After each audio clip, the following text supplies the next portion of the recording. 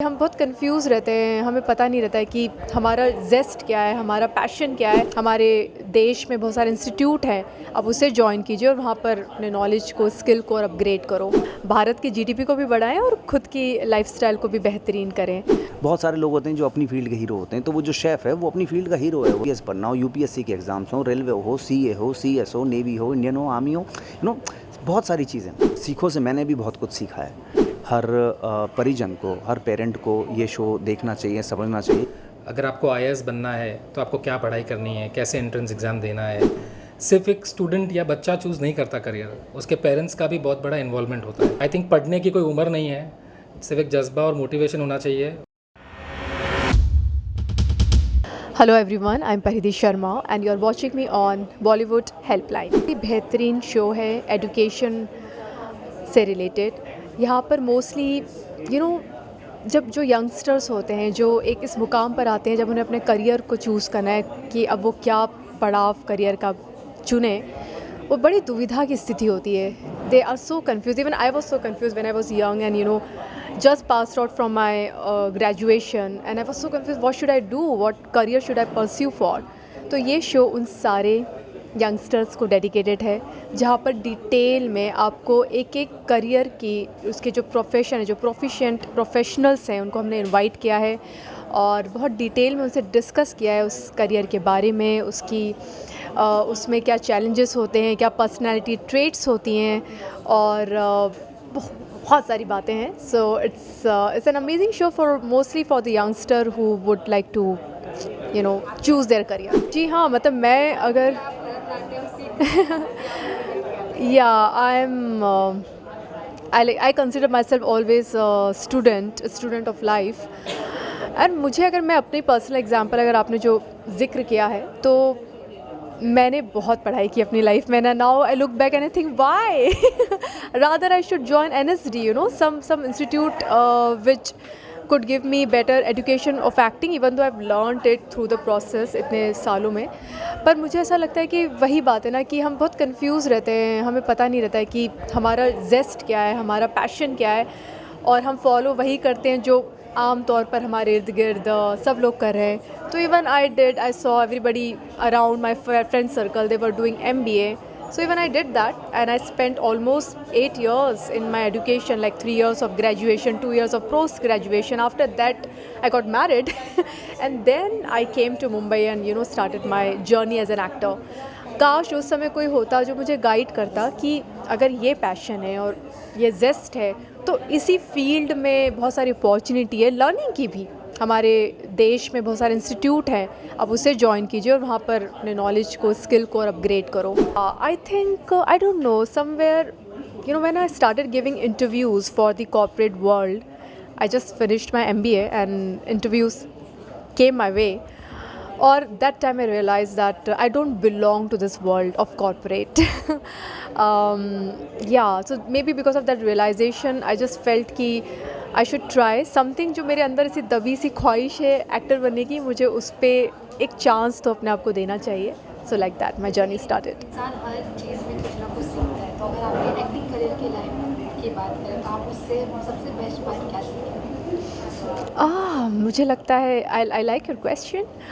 मुझे लगता है एक्टिंग करियर में अगर एक बात मैं कहूँ तो बहुत इवॉल्व हुई हूँ मैं एज ए ह्यूमन बीइंग, क्योंकि आपकी बहुत सारी कंडीशनिंग रहती है। आप जिस शहर से आते हैं, जिस माहौल में रहते हैं, पर जब आप मुंबई शहर में आते हैं ना, और जब specially if you are an actor, जब आप कीन ऑब्जर्व करते हैं, बहुत एम्पैथी आ जाती है मन में। यू डोंट जज anymore, and I have come to this point that I don't judge anyone and I don't even judge myself, जो ये नहीं था। and I think as an actor I've learned this beautiful non-judgmental attitude I've developed in me। जैसे कि आपको लोग जोधा के नाम से अभी भी जानते हैं, अभी भी लोगों के मन में मतलब आपका जो फेस है जोधा के नाम से या लेकिन जब आपको ये सीखो शो प्रोवाइड किया गया, जब आपको दिया गया, तब आपको कैसा लगा? क्योंकि आप काफ़ी सालों बाद आ रहे हैं, ऐसा मतलब एकदम प्रॉपर आ रहे हैं। नहीं, मैंने काफ़ी सारे शोज़ इस दौरान किए हैं, एज एन एक्टर किए हैं। ये एज अ रियल परिधि में शायद पहली बार रूबरू होंगे लोग जो मैं रियल लाइफ में हूँ। मुझे एज अ परिधि हाँ, लगा है, क्योंकि लोग जोधा के ही नाम सबसे ज़्यादा? हाँ, चूँकि वो किरदार अपने आप में इतना हिट था, but as an actor you always wanted to explore more, you wanted to do different things, that's the reason I am here.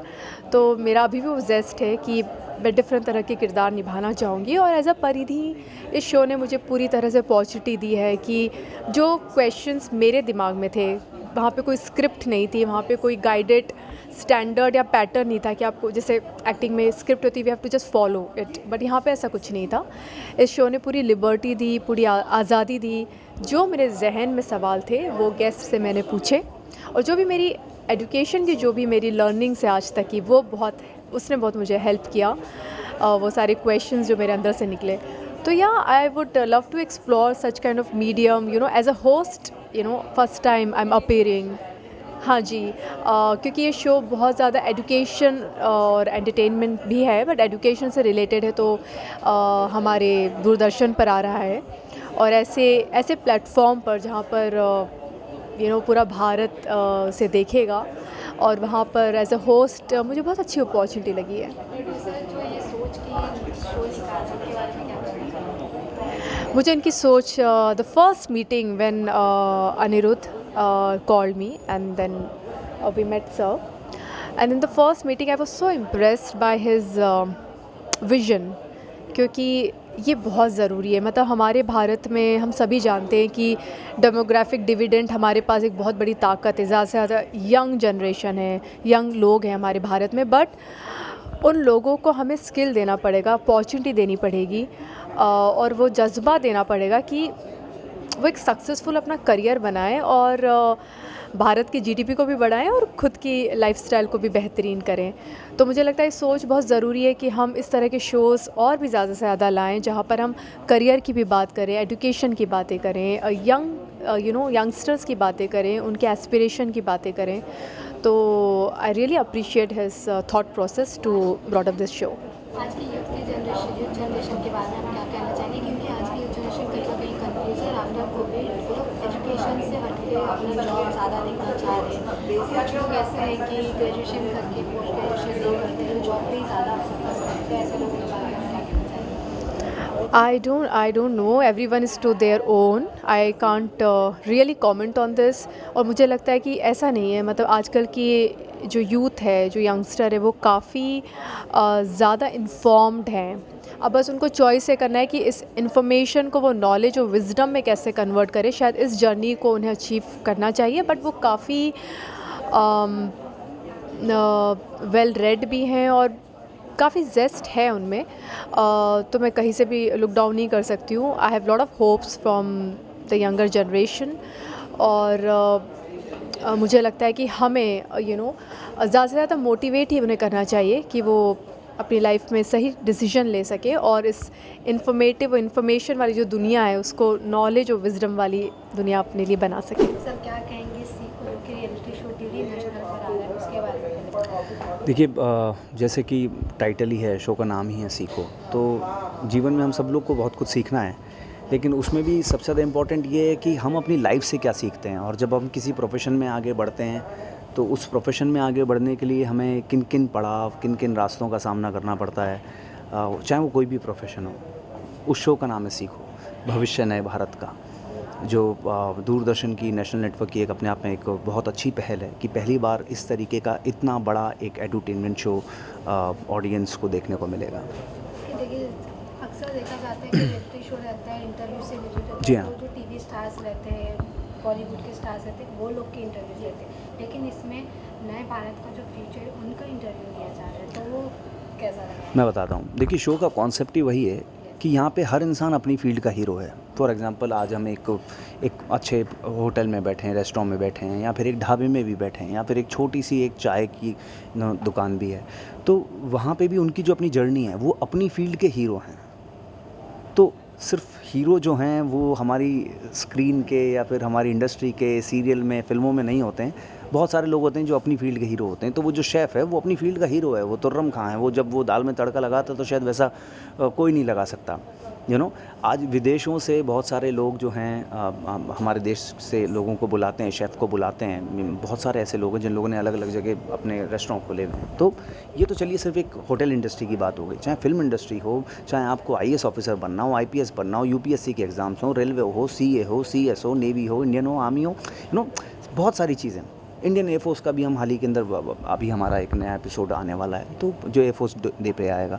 तो हर फील्ड के जो लोग हैं वो चाहे किसी भी कद का हो, चाहे किसी भी पद का हो, इम्पॉर्टेंट वो है कि उन्होंने अपनी फील्ड में कुछ एक बड़ा कीर्तिमान हासिल किया है। सर अब तक तो काफ़ी एपिसोड्स आपके रिकॉर्ड्स हो गए होंगे, तो उसमें से बहुत सारे डिफरेंट स्टोरीज आए होंगे, तो कुछ आप उसमें से स्टोरी शेयर। 3 सितंबर से हमारा शो लॉन्च होगा और अभी तक सिर्फ एक 15 अगस्त स्पेशल गया है जो माननीय प्रधानमंत्री जी मोदी जी की स्पीच के बाद लॉन्च हुआ था और करोड़ों लोगों ने उस एपिसोड को देखा और पसंद किया। उसमें हमारे पास Indian army, Indian air force, Indian navy, SSB और इस तरीके के जो बेल्ट फोर्स वाले लोग हैं जो सरहद पर तैनात रहते हैं, उनको हमने वो डेडिकेट किया था वो एपिसोड और लोगों को बहुत पसंद आया। तो अगर कहीं भी हमारे ज़रा से प्रयास से अगर कहीं ना कहीं लोगों को कुछ एक मदद मिलती है, एक इंस्पिरेशन मिलता है, मोटिवेशन मिलता है या फिर आर्मी ज्वाइन करने के लिए एक जज्बा मिलता है, तो मुझे लगता है कि हम लोग सफल हो गए हैं। सर क्या आपको सर एक्टिंग में लोग जानते हैं, आपकी एक्टिंग काफ़ी पसंद किए गए, लेकिन जब ऐसा आपको रियलिटी शो मिलता है तो आपको कैसा फील होता है पर्सनली? देखिए मैं जहाँ तक बात कहूँ तो एक्टिंग करना, अभिनय करना एक अपने आप में एक अलग कला विधा है, लेकिन जब आप देश के दिग्गज बड़े बड़े अधिकारियों से, बड़े बड़े डॉक्टर्स से, नर्सेस से, सिस्टर से बात करते हो, उनके जीवन के एक्सपीरियंस के बारे में बात करते हो, तो वहाँ पे एक अलग कला, आपकी एक अलग नॉलेज, सीखों से मैंने भी बहुत कुछ सीखा है। वो एक बहुत बड़ी बात है क्योंकि आप अपने आप को, अपनी नॉलेज को उस तरीके से उतना एनरिच करते हो। तो अभिनय तो चलिए एक कला है, लेकिन ये भी एक कला है कि आप कैसे दूसरे और सब्जेक्ट्स के बारे में जान के, पढ़ के उस फील्ड के उन दिग्गजों से आप मुखातिब होते हैं और बात करते हैं। जैसे कि ये भारत का शो है और भारत के ही लोग, मतलब इसरो का चंद्रयान 3 लैंड किया है मून पर। जी हाँ। आप क्या कहना चाहिए? देखिए जैसे कि आपको मालूम है कि नेशनल नेटवर्क जो है वो भारत का पहला चैनल है, जिसे आप देश का अपना चैनल कह सकते हैं। तो कल भी चंद्रयान जो हुआ, वो सारी जितनी फुटेज आप सब जगह देख रहे थे वो दूरदर्शन के ही थ्रू सब जगह वो सर्कुलेट हुई है, उन्हीं की सौजन्य से हुआ है। तो ये एक वो चैनल है जो जिससे अपनत्व वाली एक बात है। और चंद्रयान के अंदर भी आप देखिए कितना खूबसूरत तरीके से कल चाँद पर निशान छोड़े हैं हम लोगों ने, तो उसके लिए सभी देशवासियों को बहुत बहुत बधाई हो। और जितने भी वैज्ञानिक हैं उनको तो मैं चरण स्पर्श करता हूँ। लास्ट मैसेज एंड जो लोग सीखो देखेंगे वो लोग देखिए क्या आप कुछ सीख सकते हैं? सीखो भविष्य नए भारत का दूरदर्शन नेशनल नेटवर्क पर आ रहा है। ये एक बहुत अलग किस्म का शो है। मुझे लगता है कि आज हर छात्र को, हर परिजन को, हर पेरेंट को ये शो देखना चाहिए, समझना चाहिए, क्योंकि टीवी शो के माध्यम से कहीं ना कहीं अगर आप उस फील्ड में अपना करियर बनाना चाह रहे हैं, और अगर नहीं भी बनाना चाह रहे हैं, मैं कह रहा हूँ कि आपको बनना एक्टर है, लेकिन मैं आपको इंजीनियरिंग का एपिसोड दिखा रहा हूँ, तो एक इंजीनियर की लाइफ में कितने अलग अलग पड़ाव होते हैं, वो सीखने के लिए, वो देखने के लिए, वो जानने के लिए, और उनसे एक इंस्पिरेशन लेके खुद आगे बढ़ने के लिए मुझे नहीं लगता कि इससे बेहतर कोई शो होगा। और I am so thankful to producers कि उन्होंने मुझे ये मौका दिया और मैं इस शो का हिस्सा बन पाया। So thanks to Vishal Salecha and team for the same. First of all congratulations Thank sir you. For your upcoming show.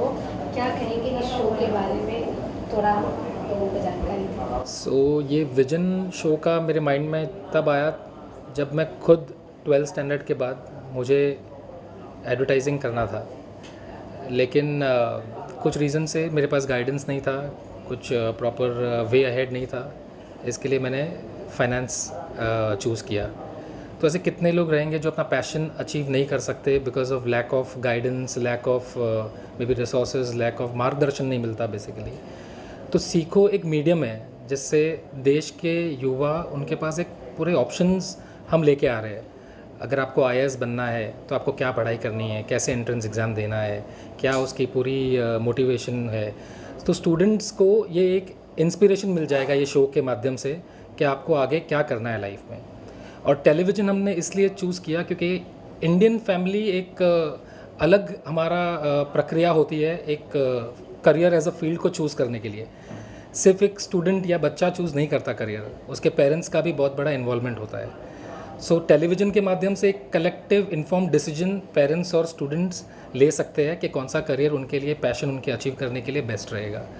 और सीखो एक इनिशिएटिव है आज के युवा के लिए, ताकि वो हमारी 5 ट्रिलियन, अभी 3 ट्रिलियन इकोनॉमी है, अभी $5 ट्रिलियन इकोनॉमी अचीव करने के लिए बहुत बड़ा योगदान आज के युवा का रहेगा और उसमें काफ़ी सहयोग रहेगा उनका। जैसे कि सर, आपको ये आइडिया कब से आया? मतलब आप जब एडवर्टाइजिंग नहीं ले पाए, मतलब फाइनेंस कर लिए, तब से आया, या फिर अभी रिसेंटली ऐसा लगा कि नहीं अभी मुझे करना चाहिए क्योंकि यूथ जनरेशन को देखते हुए? मैं एजुकेशन को लेके बहुत पहले से पैशनेट था।